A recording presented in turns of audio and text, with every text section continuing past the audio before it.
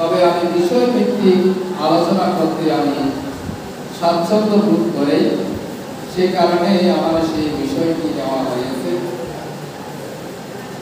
আপনারা জানেন আমাদের কুমার সিদ্ধার্থ বুদ্ধিসত্ত্ব হয়ে তিনি তারই অসিদ্ধ লক্ষ্য কল্প বারণী পূর্ণ করে পূরণ করতে গিয়ে 10 বারণী, 10 উপবারণী, 10 পারমাত্ম বারণী পূর্ণ করেছেন। এই বারণীগুলো পূর্ণ করতে গিয়ে তিনি জন্ম জন্মান্তরে দান বারণী, শিল বারণী, নিষ্কর্ম বারণী, প্রজ্ঞা বারণী, কান্তি বারণী, অধিষ্ঠান বারণী, সত্য বারণী, মৈত্রী বারণী, উপেক্ষা বারণী, এভাবে 10 বারণী, 10 উপবারণী, 10 পারমাত্ম বারণী তিনি পূর্ণ করেছিলেন। সেই বারণীগুলো তিনি পূর্ণ করেই গয়ার পবিত্র কোলে তিনি মুক্তত্ব লাভ করতে সক্ষম হয়েছেন। আমি সেই বারণীগুলো থেকে আজকে একটি বারণী নিয়ে আলোচনা করব, সেটা হচ্ছে প্রজ্ঞা বারণী। বুদ্ধিসত্ত্বগণের বারণী সংখ্যা পূর্ণ করতে গিয়ে প্রথমে দান বারণী তারা পূর্ণ করেন, তারপরে শিল বারণী, তারপরে নৈষ্ক্রম্য বারণী, তারপর হচ্ছে প্রজ্ঞা বারণী। চতুর্থ বারণী হচ্ছে প্রজ্ঞা বারণী। এই প্রজ্ঞা বারণী পূর্ণ করে পর্যায়ক্রমে তারা 10 বারণী, 10 উপবারণী, 10 পারমাত্ম বারণী পূর্ণ করে থাকেন। সত্যমের পূজারী উপাসক উপাসিকা বিন্দু, আমরা সকলেই বারণী পূর্ণ করি, কিন্তু আমাদের মধ্যে সেই বোধ জ্ঞান হয়তো অনেকেরই থাকে না। আমরা এই 10 বারণী আমাদের অজ্ঞানতা বশত, আমাদের অজ্ঞানের কারণে আমরা করি বলে আমরা হয়তো বুঝতে পারি না, কিন্তু আমরা প্রতি মুহূর্তে, প্রতিদিন, প্রতিক্ষণে এই 10 বারণীগুলো বিভিন্ন সময় বিভিন্নভাবে ধাপে ধাপে কিঞ্চিত করে পূর্ণ করে থাকি। এখন বারণী শব্দের অর্থ কি? বারণী শব্দের অর্থ হচ্ছে পরিপূর্ণতা। আপনি যেটা লাভ করার জন্য অক্লান্ত পরিশ্রম করে যখন লাভ করে থাকেন, যখন পরিপূর্ণতা আসে, সেটাকে বলা হয় বারণী। যেমন উদাহরণস্বরূপ বলা যায়, বর্তমানে এই বিহারের একটি দৃষ্টিনন্দন বিহার হয়েছে। অতীতে অনেক বছর কষ্ট করে এই বিহারটি করতে করতে বর্তমানে একটা রূপ দান করেছেন, সকলের কাছে গ্রহণযোগ্য হয়েছে, সকলের কাছে দৃষ্টিনন্দন হয়েছে। সেই কারণে এই যে পরিপূর্ণতা, সেটাকেই বলা হয় বারণী। আপনাদের জীবনে, আমাদের জীবনেও আমরা এইভাবে বারণী পূর্ণ করি। যেমন দান বারণীর কথা বলা হচ্ছে, আপনাদের জীবনে আপনারা সবসময় দান বারণী পূর্ণ করে থাকেন। যারা মাতৃজাতি আছেন, আর আপনারা আপনাদের সন্তানদেরকে গায়ের রক্তকে স্নেহের উত্তাপে দুগ্ধ পরিণত করে তাদেরকে যে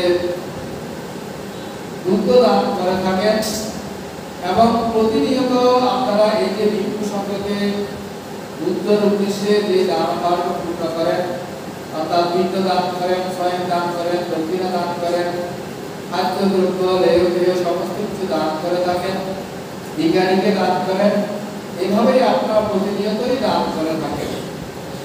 এখন এই যে দান করেন, সেই দানগুলোর কথা যদি আপনারা জ্ঞান সম্পযুক্ত যদি চিন্তা করেন, তাহলে আপনাদের সেই দান পরিপূর্ণতা লাভ করবে।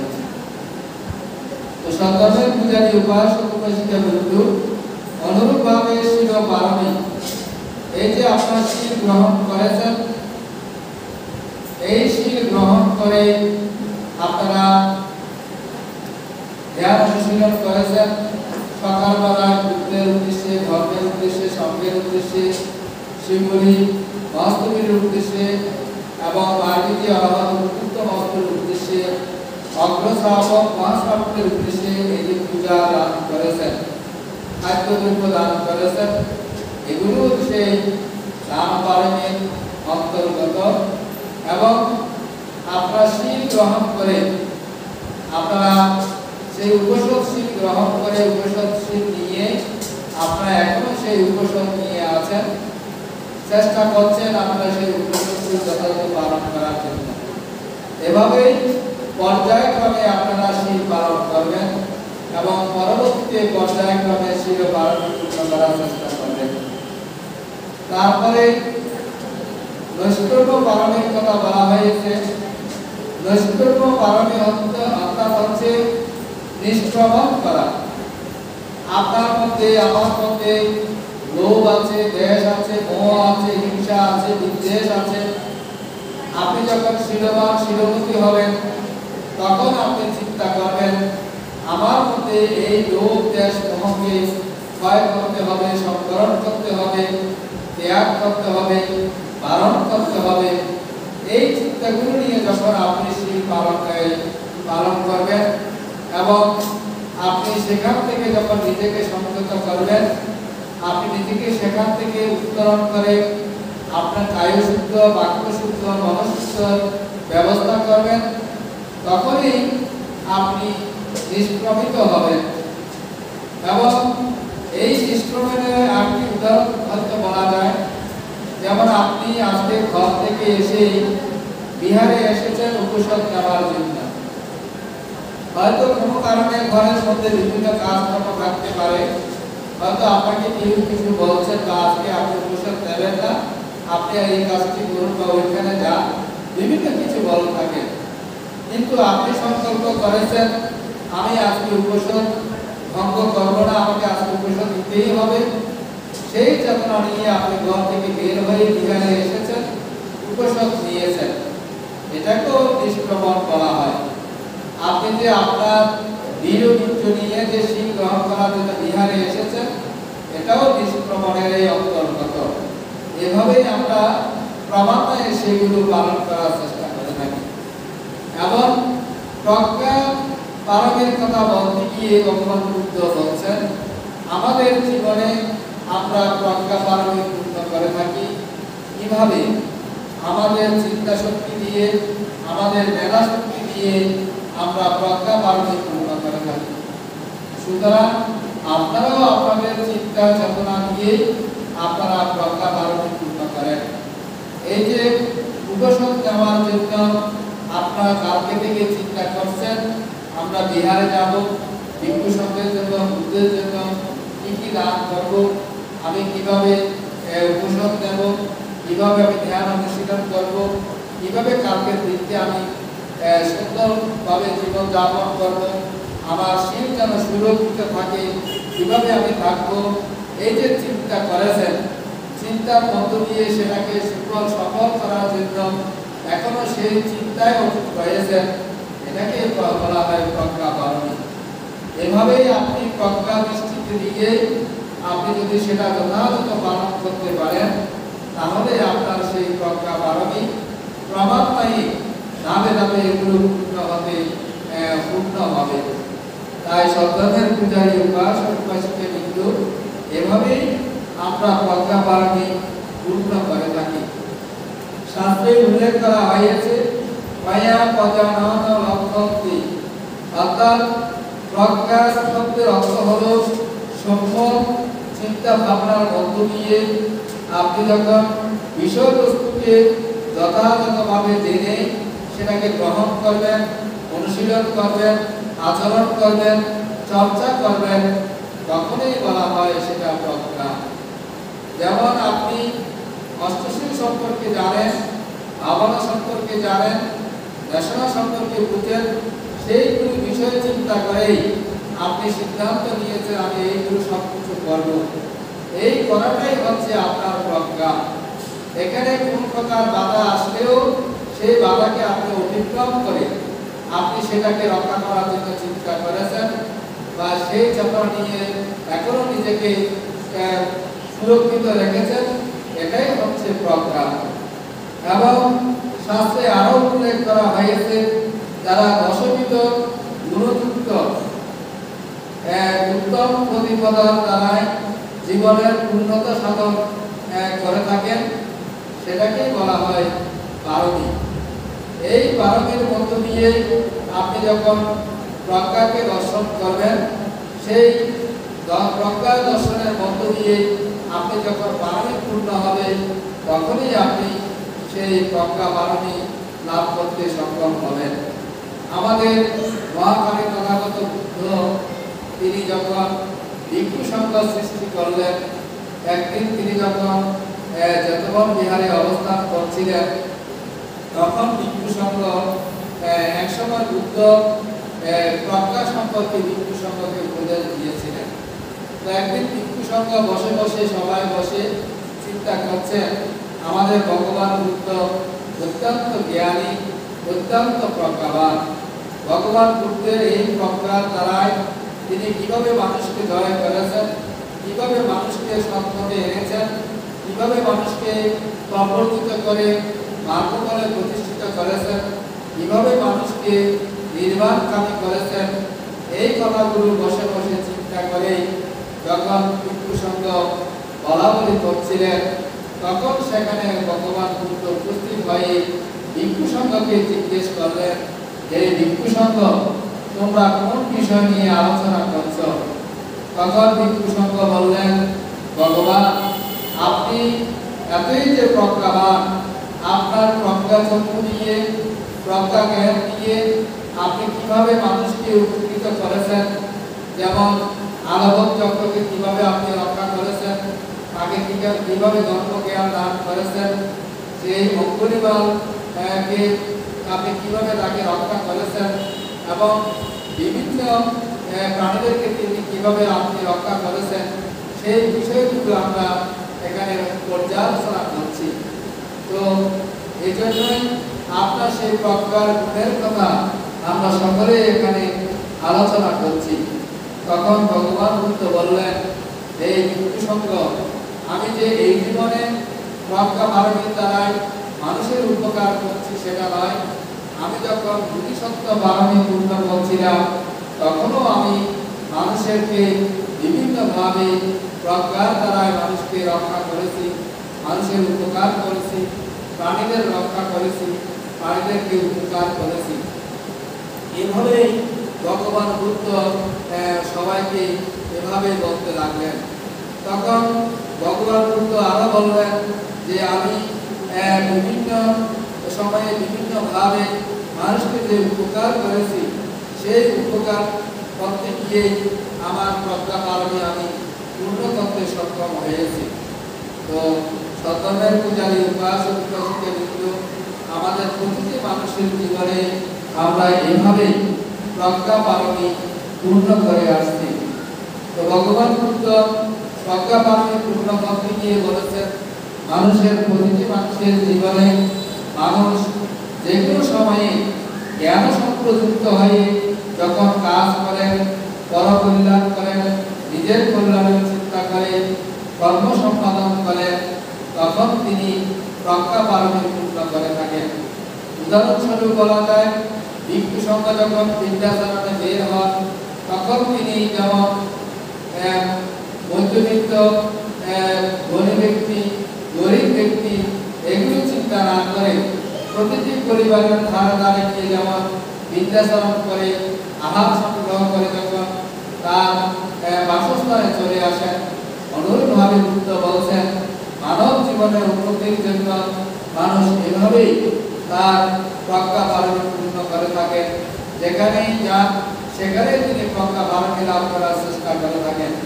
তার গুরুদেরকে বিভিন্ন প্রশ্নের মাধ্যমে তারা সেই প্রজ্ঞা লাভ করে থাকেন, এবং বয়োজ্যেষ্ঠদের মাধ্যমে, প্রশ্নের মাধ্যমে, কথাবার্তার মাধ্যমে তাদের থেকে যে জ্ঞান আহরণ করেন, সেই জ্ঞানের দ্বারাই তারা সেই প্রজ্ঞা পারমী পূর্ণ করে থাকেন। সধর্মের পূজারী উপাসক উপাসিকা বিন্দু, সেই প্রজ্ঞাকে ভগবান বুদ্ধ তিন ভাগে ভাগ করেছেন। একটা হচ্ছে চিন্তাময় প্রজ্ঞা, আরেকটি হচ্ছে শ্রুতময় প্রজ্ঞা, আরেকটি হচ্ছে ভাবনাময় প্রজ্ঞা। চিন্তাময় প্রজ্ঞা কাকে বলে? চিন্তাময় প্রজ্ঞা হচ্ছে বুদ্ধ বলছেন জগতের উৎকৃষ্ট নিকৃষ্ট ইত্যাদি নানাবিধ কাজ কর্ম সম্পর্কে যাদের ধারণা আছে বা যারা এ নিয়ে চিন্তা করেন, এবং যে ব্যক্তি নিজের মধ্যে জ্ঞান উৎপন্ন না হলেও অপর লোকের নিকট থেকে কোনো বিষয় জিজ্ঞাসা না করে অথবা অন্যের কথা না ভাবে না শুনে নিজের জ্ঞান মাধ্যমে পুরো চিন্তা করে, যখন জ্ঞানের মাধ্যমে চিন্তার মাধ্যমে যখন তার প্রজ্ঞা সৃষ্টি হয়, তিনি যখন সঠিক পথে নির্ণয় করতে পারেন, সেটাকেই বলা হয় যে চিন্তাময় প্রজ্ঞা। শ্রুতময় প্রজ্ঞা হচ্ছে জ্ঞানী গুণী ব্যক্তিদের কাছ থেকে ধর্ম শ্রবণ করে, কথাবার্তা শ্রবণ করে, কাজকর্মের কথা শ্রবণ করে, তাদের থেকে শিক্ষা গ্রহণ করে, যে শিক্ষা আহরণ করেন সেটাকে বলা হয় শ্রুতময় প্রজ্ঞা। আর ভাবনাময় প্রজ্ঞা হচ্ছে জ্ঞান সমাপত্তি, বল সমাপত্তি দ্বারাই উৎপন্ন প্রজ্ঞাই হচ্ছে ভাবনার প্রজ্ঞা, ভাবনাময় প্রজ্ঞা বলা হয়ে থাকে। এবং অভিধর্মের মধ্যে বিভঙ্গ পারি এবং জ্ঞান বিভঙ্গ এর মধ্যে 10 প্রকার প্রজ্ঞা সম্পর্কে ভগবান দেশনা করেছেন। আবার কোনো কোনো ক্ষেত্রে দেখা যায় যে এই প্রজ্ঞাকে আবার 3 ভাগে ভাগ করা হয়েছে, যেমন জ্ঞানময় প্রজ্ঞা, শীলময় প্রজ্ঞা, ভাবনাময় প্রজ্ঞা। জ্ঞানময় প্রজ্ঞা কাকে বলে?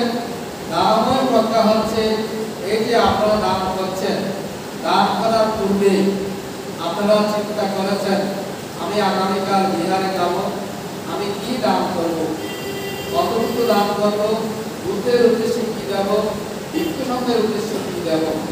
দান দিতে এসেছেন, দান দিয়েছেন, দান দেওয়ার পরেও চিন্তা করছেন আমি আজকে দান দিতে পেরেছি, আমি বুদ্ধের উদ্দেশ্যে দান দিতে পেরেছি, ভিক্ষু সংঘের উদ্দেশ্যে দান দিতে পেরেছি। এটাতে আপনার সন্তোষজনক মনের মধ্যে প্রীতি উৎপন্ন হওয়াকে বলা হয় যে দানময় প্রজ্ঞা। তারপর বলা হচ্ছে যে শীলময় প্রজ্ঞা। শীলময় প্রজ্ঞা হচ্ছে আপনি শীল গ্রহণ করার পূর্বে আগামীকাল চিন্তা করেছেন, গতকাল আপনি চিন্তা করেছিলেন আমি আগামীকাল উপসদ নেব, উপদেশ শীল পালন করব, আমি কায়া সংযম, বাক্য সংযম, মনসংযমের মধ্য দিয়ে আমি শীল পালন করার চেষ্টা করব। এই চিন্তা করে আজকে আপনি উপসদ শীল গ্রহণ করেছেন।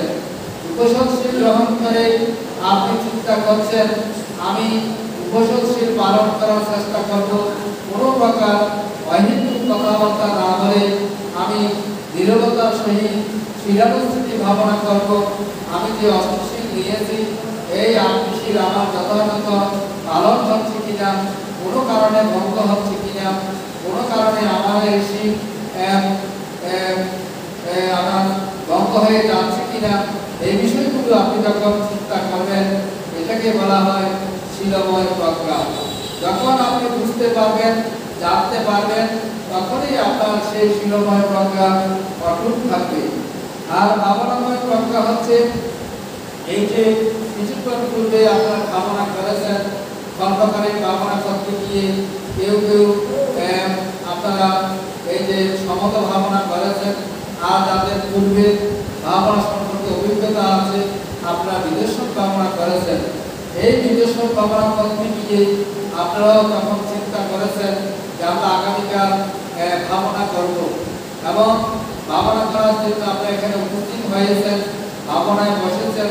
ভাবনা বসার পরে আপনি ভাবনার কথা বসে চিন্তা করছেন, আপনি আনামন স্মৃতি করছেন, যখন ব্যথা উৎপন্ন হচ্ছে ব্যথা নিয়ে স্মৃতি করছেন, যখন কোনো শব্দ হচ্ছে এটা যখন মনের মধ্যে আসছে জানছেন, তখন সেই শব্দ নিয়ে স্মৃতি করছেন, ইত্যাদি ইত্যাদি বিষয় নিয়ে স্মৃতি করাই হচ্ছে যে নিদর্শন ভাবনা। এই নিদর্শন ভাবনার যে এই 3টি বিষয় নিয়ে আপনি যখন সঠিকভাবে চিন্তা করবেন তখনই হবে আপনার ভাবনাময় প্রজ্ঞা। এভাবেই বুদ্ধ তিন ভাগে প্রজ্ঞাকে উল্লেখ করেছেন। আবার অঙ্কুত্র নিকায়ে চতুর্থ বিভাগের মধ্যে 4 প্রকার অভিজ্ঞতা বলেছেন। সেই 4 প্রকার অভিজ্ঞতা বলতে গিয়ে এভাবে বলেছেন চিন্তাময় কবি এবং চিন্তাময় কবির কথা বলতে গিয়ে বুদ্ধ বলছেন কোন ব্যক্তি যখন চিন্তা করে করে তিনি যখন কবিতা রচনা করেন, সাহিত্য রচনা করেন, সেটাকে বলা হয় চিন্তাময় কবি। আর সুতময় কবি হচ্ছেন কোন ব্যক্তির কাছ থেকে বা গুরুর কাছ থেকে কোন একজন কবির কাছ থেকে শিক্ষা গ্রহণ করে যখন তিনি কাব্য রচনা করেন সেটাকে বলা হয় সুতময় কবি। তারপর অর্থ কবি বলা হয়। অর্থ কবি কাকে বলেন? অর্থ কবি হচ্ছেন কোন ব্যক্তি তিনি কোন একটা বিষয় নিয়ে চিন্তা করছেন, চিন্তা করে সেই বিষয়বস্তু সঠিকভাবে বুঝতে পারছেন না, আবার কোনো ব্যক্তির কাছ থেকে সেই বিষয় তিনি গ্রহণ করছেন না। পরক্ষণে দেখা গেল তিনি যে বিষয় নিয়ে চিন্তা করেছেন সেই বিষয় নিয়ে তার মনের মধ্যে হঠাৎ একটি সিদ্ধান্ত এসেছে, একটা সঠিক উত্তর এসেছে যে আমি এভাবে কাজ করলে আমার সেই কাজটা পরিপূর্ণ হবে। এটাকে বলা হয় অর্থময় কবি। তারপর বলা হচ্ছে প্রতিভাত বা জ্ঞান কবি। প্রতিভাত বা জ্ঞান কবি কাকে বলেন? কোন বিষয়বস্তু চিন্তা না করে অপরের নিকট ও না শুনে প্রমাণ করার কোনো সঠিক তথ্য না থাকলে সেখানে হঠাৎ অচিন্তিত বিষয় বুঝতে সমর্থ হয়, তখন তাদেরকে প্রতিভাত বা জ্ঞান কবি নামে বলা হয়ে থাকে। এভাবে আমরা দেখি আমাদের জীবনে যদি আপনারা একটু চিন্তা করেন তাহলে আপনাদের জীবনে প্রতিটি মুহূর্তে প্রতিটি ক্ষণে আপনারা এভাবে চিন্তা করে থাকেন, এভাবে কাজ করে থাকেন। যেমন আপনারা সংসারিক জীবনে কিভাবে ছেলেমেয়েদেরকে প্রতিষ্ঠিত করবেন, কিভাবে নিজে প্রতিষ্ঠিত হবেন, কিভাবে ছেলেমেয়েদেরকে সুশিক্ষায় শিক্ষিত করবেন, তাদেরকে কিভাবে ধর্মময় জীবন যাপন করার জন্য উৎসাহিত করবেন, এই বিষয়গুলো যখন আমি যথাযথভাবে জেনে তাদেরকে যখন শিক্ষাদান করবেন তখনই আপনার মধ্যে সেই প্রজ্ঞা সৃষ্টি হবে। সন্তানের বিষয়ে উপাসক উপাসিকা কিন্তু প্রজ্ঞা সৃষ্টি করতে গিয়ে শুধু পুরুষ নয়, আবার শুধু নারীও নয়। অনেকে হয়তো চিন্তা করেন শুধু প্রজ্ঞা সৃষ্টি হয় পুরুষের জন্য, কিন্তু শাস্ত্রে উল্লেখ করা হয়েছে প্রজ্ঞা শুধু পুরুষ নয়, নারীদের মধ্যে সেই প্রজ্ঞা সৃষ্টি হয়ে থাকে। কিভাবে হয়ে থাকে? উদাহরণস্বরূপ একটি এখানে উদাহরণ আমি আপনাদের কাছে উপস্থাপন করি, তাহলে হয়তো আপনারা বুঝতে পারবেন। যেমন সেই সময়ে বুদ্ধের সমকালে একজন মহিলা সুদর্শন নামক জাতকের মধ্যে বলা হয়েছে একজন সুদর্শন নামক মহিলা, তিনি ছিলেন গণিকার মেয়ে। এই গণিকা সম্পর্কে আমরা দেখি যে প্রাচীন কাল থেকে গণিকাদের একটা জীবন ছিল, অতীতেও ছিল, বর্তমানে আছে, ভবিষ্যতেও থাকবে। এই গণিকাদের সাথে রাজা মহারাজাগণ অবস্থান করেন, সুতরাং তাদের একটি পরিচয় আছে, তাদের সম্মান আছে। সুতরাং ওই গণিকার ব্যক্তির সাথে মহিলার সাথে একদিন সেই রাজ্যের মধ্যে একটা চোরের যখন তিনি চুরি করতে গিয়ে তার যখন মৃত্যুদণ্ড দেওয়া হয়, তখন ওই গণিকা মহিলা যে সুদশা মহিলা তিনি চিন্তা করেছেন, ওই চোরকে দেখে তিনি ভালোবেসেছেন, তিনি বলছেন আমি ওনাকে স্বামী হিসেবে গ্রহণ করব। তখন তিনি সেই রাজার কাছ থেকে তাকে স্বামী হিসেবে গ্রহণ করে সেই রাজ্য থেকে তারা অন্যত্র চলে গেলেন। এখন অন্যত্র চলে গিয়ে তারা দুজনে অবস্থান করছেন, দীর্ঘদিন অবস্থান করেছেন, কিন্তু গণিকার মধ্যে অনেক স্বর্ণ অলঙ্কার রয়েছে, গয়না রয়েছে, আর কোনো অর্থবিত্ত নেই, কিন্তু চোরের কাছে কোনো টাকা পয়সা নেই। ওই চোর চিন্তা করছেন আমি যদি এই গণিকার কাছ থেকে তার স্বর্ণ অলঙ্কারকে যদি নিয়ে যেতে পারি, এগুলো বিক্রি করে অনেক টাকা পাবো। তখন তার মনের মধ্যে সেই চিন্তা উৎপন্ন হলো যে একদিন তার স্ত্রীকে বলছেন, চলো আমরা একটু পাহাড়ে যাই, সেখানে গিয়ে আমরা কিছুক্ষণ অবস্থান করবো, রক্ষিত হব। ওই কণিকাকে নিয়ে তিনি বুঝতে পেরেছেন এই ছেলে বা এই চোর, তার স্বভাব হচ্ছে চুরি করা, সে আমাকে ভালোবাসে না, হয়তো আমার স্বর্ণ অলংকার নিয়ে তিনি আমাকে হত্যা করবেন। তখন এই চিন্তা করে যখন দুজনেই গেলেন, তখন তিনি পথে পথে চিন্তা করলেন আমি তার কাছ থেকে আমাকে রক্ষা করতে হবে। তখন কণিকা নিয়ে তারা যখন পাহাড়ের উপরে চূড়ায় উঠলেন, তখন তাকে বললেন যে স্বামী, আমি যেহেতু আপনি আমাকে যেহেতু হত্যা করবেন, আমাকে মেরে ফেলবেন, সুতরাং আমি মরার পূর্বে আমি আপনাকে পদক্ষেপ করে উত্তর দক্ষিণ পূর্ব পশ্চিম হয়ে আপনাকে আমি নমস্কার করব। 7 বার নমস্কার করার পরে আপনি আমাকে মেরে ফেলবেন, এতে আমার কোনো দুঃখ থাকবে না। তখন এই কথা বলার সাথে সাথে ওই চোর তার কথা বুঝতে না পেরে তিনি রাজি হয়ে গেলেন। যখন তিনি এভাবে উত্তর দক্ষিণ পূর্ব পশ্চিম হয়ে তাকে যখন নমস্কার করতে লাগলেন, নমস্কার করতে করতে সপ্তমবারের মধ্যে যখন তিনি তার পেছন থেকে নমস্কার করতে যাচ্ছিলেন, তখনই ওই গণিকার মেয়ে তাকে পেছন থেকে এমন এক জোরে ধাক্কা দিয়েছেন, সেই ধাক্কা দেওয়ার সাথে সাথে তিনি সেই পাহাড়ের আঘাত থেকে নিচে পড়ে গিয়ে তিনি আঘাত পেয়ে সেখানে মৃত্যুবরণ করেছেন। এখানে জ্ঞানের কথা বলা হচ্ছে, রক্ষার কথা বলা হচ্ছে যে ওই মহিলা সেই ক্ষণে যদিও তিনি অন্যায় কাজ করেছেন, পাপ কাজ করেছেন, কিন্তু তার বুদ্ধিমত্তা দিয়ে সেই চোর থেকে তিনি নিজেকে রক্ষা করেছেন এই বুদ্ধি দিয়ে। সুতরাং বুদ্ধি বা জ্ঞান বা প্রজ্ঞা এটা নারীদের মধ্যে যেমন থাকে, পুরুষের মধ্যেও থাকে। এটাকে ব্যবহার করতে হবে, এটাকে আচরণ করতে হবে, এটাকে অনুশীলন করতে হবে। যারা আচরণ করবেন, যারা অনুশীলন করবেন, তারাই প্রজ্ঞাময় জীবন যাপন করবেন। আপনি যদি একটা ভালো চিন্তা করেন, এই চিন্তা নিয়ে আপনি যদি কাজ করেন, তাহলে দেখবেন আপনার সেই কাজের সুফল লাভ করতে পারবেন। আর আপনি যদি ভালো চিন্তা না করে যদি অন্যায় চিন্তা করেন, সেই অন্যায় চিন্তা করতে গিয়েও আপনি কিভাবে খারাপ কাজ করবেন, কিভাবে অন্যায় কাজ করবেন, সেটা নিয়ে চিন্তা করতে করতে যখন সেটা পরিপূর্ণ হবে, দেখবেন সেটা অন্যায় কাজ হলেও আপনার কাজটা পরিপূর্ণ হয়েছে। তাই শাস্ত্রে বলা হয়েছে আপনি জ্ঞান সম্পর্কে যখন কাজ করবেন, তখন সেটার সুফল আপনি লাভ করতে সক্ষম হবেন। তো ভগবান বুদ্ধ এভাবেই আমাদেরকে যে বোঝানোর চেষ্টা করেছেন। তাই আমাদের প্রতিটি মানুষের জীবনে প্রজ্ঞাই হচ্ছে পরম শক্তি। প্রজ্ঞার দ্বারাই আমরা নিজেকে জয় করতে পারি, প্রজ্ঞার দ্বারা আমরা পরিবারের মধ্যে উন্নতি সৃষ্টি করতে পারি, প্রজ্ঞার দ্বারাই আমরা সমাজের কাজ করতে পারি, প্রজ্ঞার দ্বারা আমরা ধর্মের কাজ করতে পারি।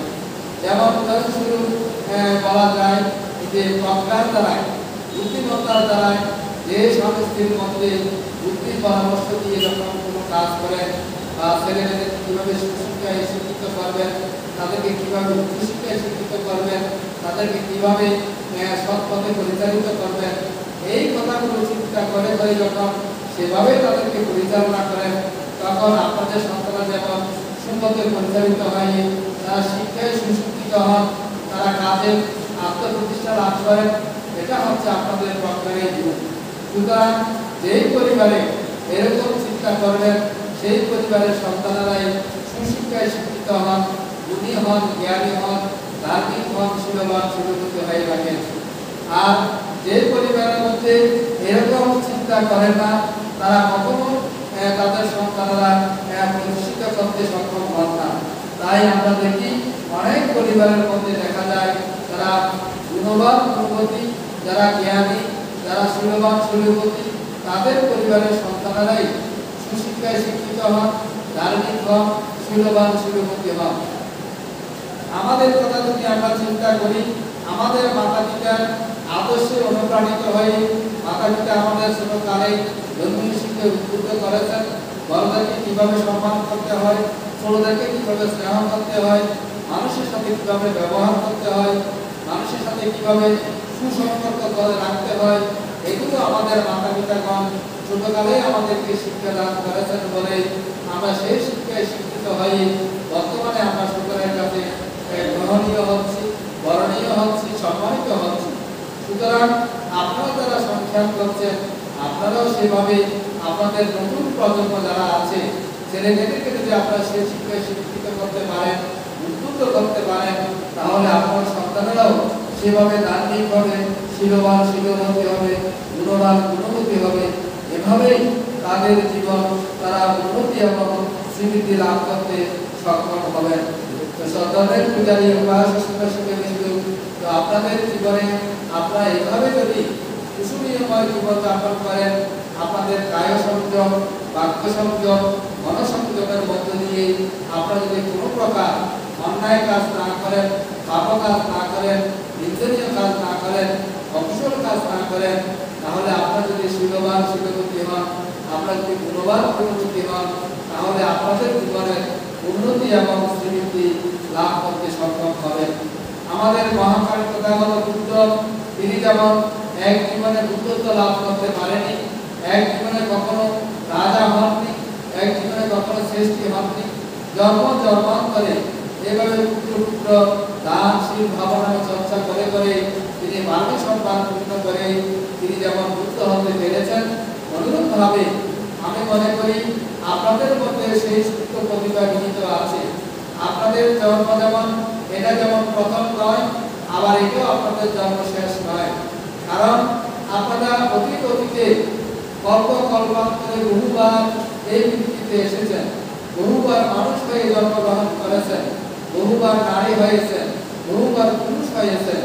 এই যে পুণ্য প্রবাহের কারণে অতীতের পুণ্যের হেতুতে ইহ জীবনে মানুষ হয়ে আজকে আপনার বুদ্ধের ধর্মকে দিয়েছেন, বুদ্ধের শাসন দিয়েছেন, বুদ্ধের সেই সঙ্গ মৃত্যু সঙ্গকে দিয়েছেন।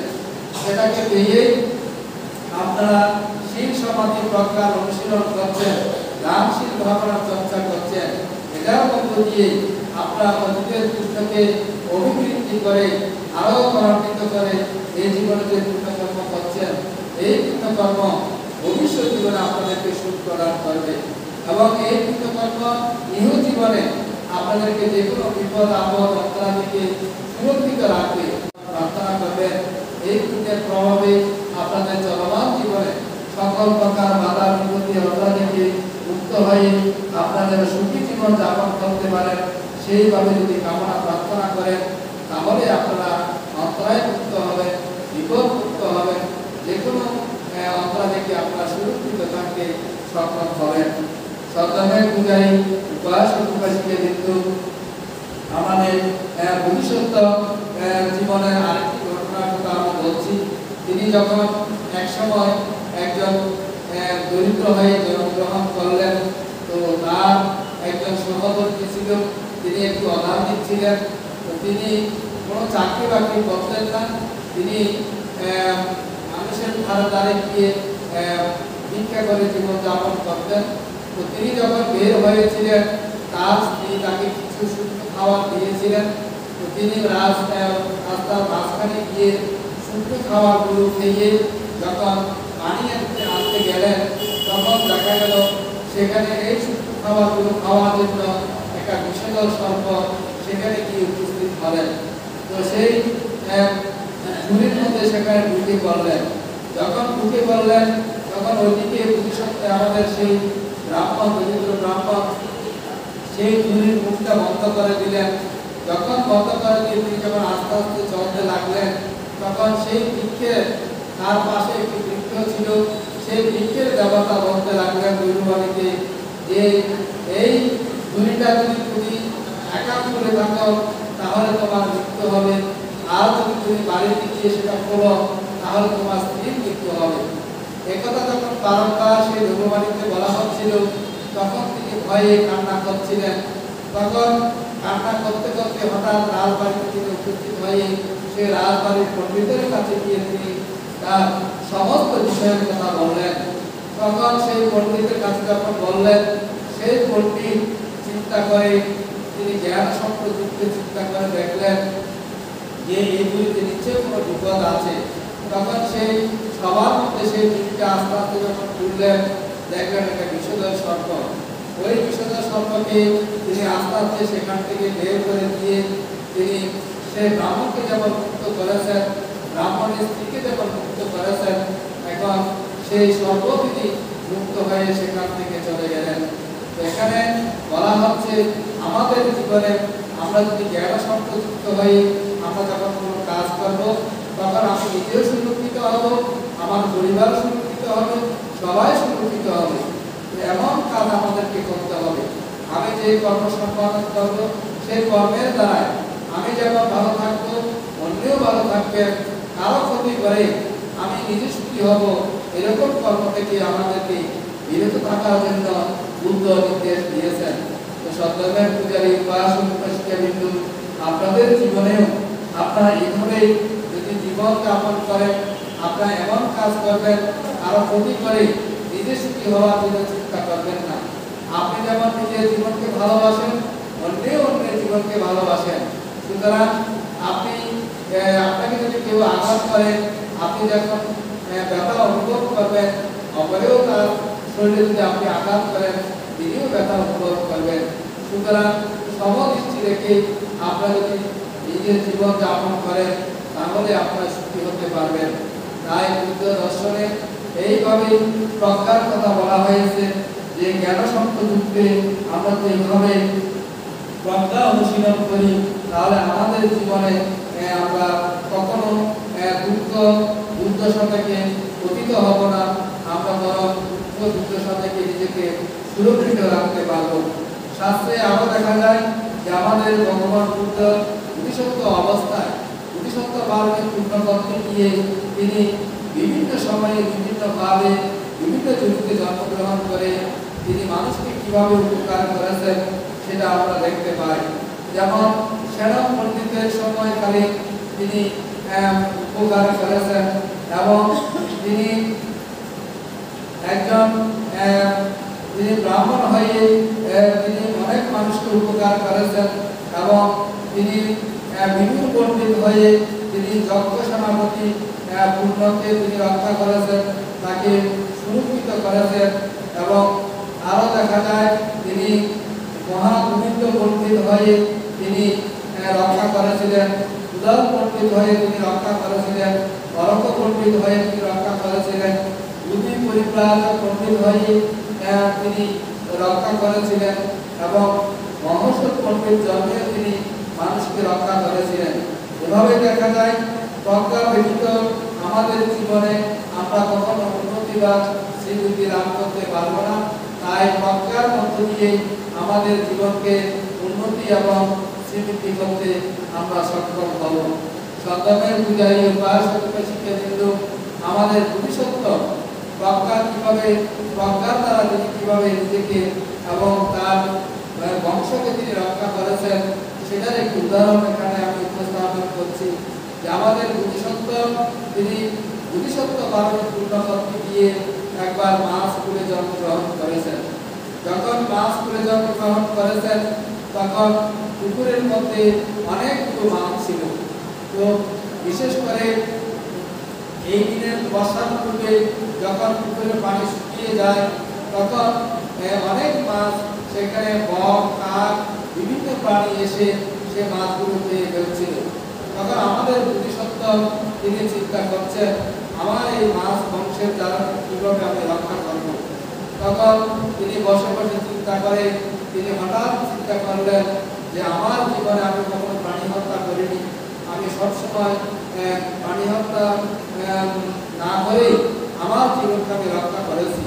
এই শক্তি ক্রিয়ার প্রভাবে তিনি যে পানি দেবতাকে প্রার্থনা করলেন, এই পানি দেবতা উনি এই পুকুরে বাড়ি বর্ষণ করে পুকুর ভর্তি করে আমার মাছ বংশকে তুমি রক্ষা করো, আমার জীবনে আমি কখনো প্রাণী হত্যা করিনি। এই শক্তি ক্রিয়ার প্রভাবে এটার একটা সুফল লাভ করে আমরা যেন লাভ করতে পারি সেভাবে তিনি যখন অধিষ্ঠান করলেন, প্রার্থনা করলেন, তখন দেখা গেল পরক্ষণে আস্তে আস্তে সেই পুকুরের মধ্যে বাড়ি বর্ষণ হয়ে পুকুর যখন ভর্তি হলো তখন সমস্ত মাছগুলো রক্ষা পেলেন সকলে তখন আর কোনো পশু পাখি বা বক বা অন্য কোনো প্রাণী সেই মাছ খেতে আর পারেনি, সেই মাছ বংশগণ তারা রক্ষিত হলেন। অনুরূপভাবে আমি মনে করি আপনারা এই যে উপসদ নেন, শীল পালন করেন, দান করেন, কামনা করেন, এইগুলো আপনি পালন করার পরে আপনি যদি অনুষ্ঠান করেন, আমার শীল পালনের সময় আমি কোনো প্রকার অন্যায় করিনি, আমি কখনো শীল ভঙ্গ করিনি, বা আপনি 8টি শীলের মধ্যে হয়তো 5টি শীল পালন করতে পেরেছেন, আপনি আজকে হয়তো কোনো কারণে ভঙ্গ হয়েছে, এই সব ক্রিয়া করে যদি আপনি প্রার্থনা করেন আপনার চলমান জীবনে কোনো প্রকার অন্যায় থেকে আপনি মুক্ত হওয়ার জন্য, দেখবেন আপনি সেখান থেকে আপনি সুরক্ষিত হবেন। সুতরাং আমাদের সত্য ক্রিয়ার প্রভাবে আমাদের ব্যক্তির পরিশুদ্ধতার কারণে আমরা সেই সুফলগুলো লাভ করতে পারি। সন্তানে পূজারী উপাসক উপাসিকা কিন্তু এই যে প্রজ্ঞাপারণের কথা বলতে গিয়ে আমাদের গৌতম বুদ্ধ, আপনারা জানেন দস্যু অঙ্গুলিমালের কথা। দস্যু অঙ্গুলিমাল তিনি তার গুরু দক্ষিণা দেওয়ার জন্য তিনি যখন 999টি মানুষ হত্যা করে আঙ্গুল সংগ্রহ করেছেন, গুরু দক্ষিণা 1000 আঙ্গুল গুরু দক্ষিণা দিতে হবে, সেই চিন্তা করে তিনি যখন আরেকটি আঙ্গুল ছিলেন, ওইদিকে ব্রাহ্মণ তিনি ঘোষণা দিয়েছেন জীবিত অথবা মৃত দস্যু অঙ্গুলিমালকে কেউ যদি ধরে নিতে পারে তাকে রাজকীয় পুরস্কার দেওয়া হবে। কিন্তু তার মা মন্দারী তার মনে আর কোনো প্রকার এখানে তিনি ঘরে থাকতে পারছেন না, আমার ছেলেকে হত্যা করা হবে, আমার ছেলেকে রাজা হত্যা করবেন, এই চিন্তা করে সেই ছেলেকে রক্ষা করার জন্য, ছেলেকে বাঁচানোর জন্য তিনি তখন সেই গভীর জঙ্গলে চলে গেলেন। তখন যখন গভীর জঙ্গলে চলে গেলেন তখন সেই সময়ে আমাদের মহাকালী তথাগত বুদ্ধ তিনি ধ্যান যুগে দেখতে পেলেন অঙ্গুলিমাল যদি তার মাকে হত্যা করেন তাহলে তিনি কখনো মাত্র লাভ করতে পারবেন না। এই অঙ্গুলিমালের জীবনে তিনি বহু পুণ্যকর্ম করেছেন, যার কারণে তিনি বুদ্ধ দর্শনে তিনি মাত্রফল লাভ করতে পারবেন। কিন্তু অঙ্গুলিমাল যে কর্মটা করেছেন তার গুরু দক্ষিণা দিতে গিয়ে তিনি যে কর্মটি করেছেন এখানে কোনো হিংসা ছিল না, কোনো বিদ্বেষ ছিল না, গুরুর প্রতি অটুট শ্রদ্ধা থাকার কারণে তিনি সেই কর্মটি করেছেন। তখন ভগবান বুদ্ধ তাকে রক্ষা করার জন্য সেই জালিবনে সেখানে উপস্থিত হয়ে বুদ্ধ তাকে যখন দেখা দিলেন, ওইদিকে তার মা যখন মাকে যখন দেখলেন তিনি বলছেন আমার মাকে হত্যা করে হলেও আমার গুরু দক্ষিণা দেব, আমার গুরুর আশীর্বাদ নেব। যখন মাকে হত্যা করতে যাচ্ছিলেন ওই সময়ে ভগবান বুদ্ধ সেখানে বৃত্তি শক্তির প্রভাবে যখন উপস্থিত হলেন তখন তিনি সে মাকে হত্যা না করে চিন্তা করছেন আমি এই সন্ন্যাসীকে হত্যা করে আমি আমার গুরু দক্ষিণা দিয়ে আমার মায়ের কাছে চলে যাব। তখন তিনি দৌড়তে দৌড়তে বুদ্ধকে ধরতে না পেরে বলছেন হে সন্ন্যাসী তুমি স্থির হও। তখন তিনি বুদ্ধ বলছেন হে অঙ্গুলিমাল আমি স্থির আছি, তুমি অস্থির, তুমি যেহেতু অস্থির সেহেতু তুমি আমাকে ধরতে পারছো না, আমার কাছে আসতে পারছো না, তুমি যখন স্থির হবে তখন তুমি আমার কাছে আসতে পারবে। এই কথা বলার সাথে সাথে সেই অঙ্গুলিমালের মধ্যে জ্ঞান উৎপন্ন হলো, প্রজ্ঞা উৎপন্ন হলো। তখন তিনি বুঝতে পেরেছেন বুদ্ধ তো মহাপ্রভু, তিনি তো মহাবুদ্ধের অধিকারী, তিনি যেটা বলেছেন সত্যিই বলেছেন। তখন তার হাত থেকে তরবারে ফেলে দিয়ে সে বুদ্ধের পায়ে লুটিয়ে পড়ে বুদ্ধকে বন্দনা করে বলছেন এই প্রভু আপনি আমাকে রক্ষা করুন, আপনি আমাকে ক্ষমা করুন।